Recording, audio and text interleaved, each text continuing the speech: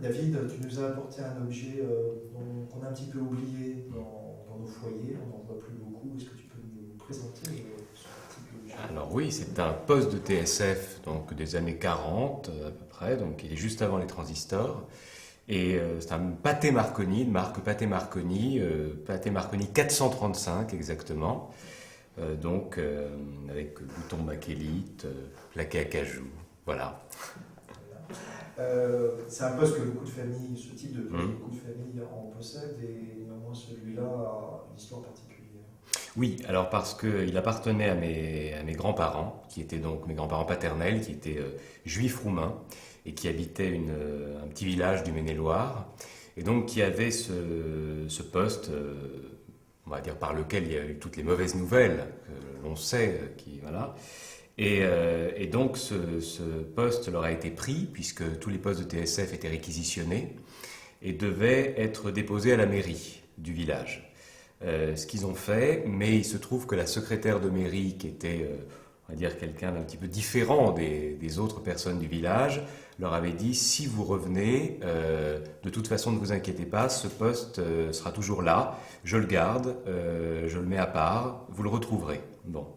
Et donc, lorsque malheureusement deux personnes sur 8 sont revenues d'Auschwitz, le premier objet, bon, la maison évidemment avait été complètement pillée, il n'y avait plus une seule chaise pour s'asseoir, et le premier, je dirais, meuble familier qui a été retrouvé, le premier objet familier, c'est ce poste de TSF qui effectivement avait été gardé par la secrétaire de mairie et donc rendu à la famille. Voilà. Est-ce que tu sais pourquoi ces postes étaient réquisitionnés? Alors moi je pense que c'était c'était, je crois, pour isoler les juifs en fait de tout, de l'information, de tout, puisque très peu de temps avant c'est le téléphone qui avait été supprimé, qui avait été coupé. Et puis il y avait aussi à ce moment-là une réquisition, enfin en tous les cas un contrôle de l'essence.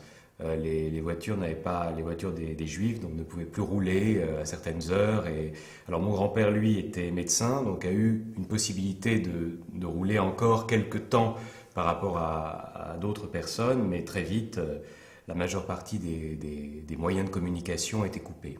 J'ai toujours connu son histoire. Il a marché d'ailleurs après la guerre, jusque dans les années 60.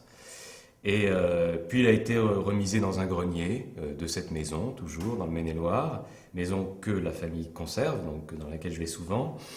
Et je savais sa présence, enfin je le voyais très souvent. Et bon, il y a peut-être je sais pas, 6-7 ans, j'ai décidé donc de le ramener à Paris parce que c'est quand même le symbole de toute une période, de toute une histoire. Et j'espère, si j'ai des enfants, que le poste continuera de génération en génération à occuper une place quand même particulière dans les objets. Voilà.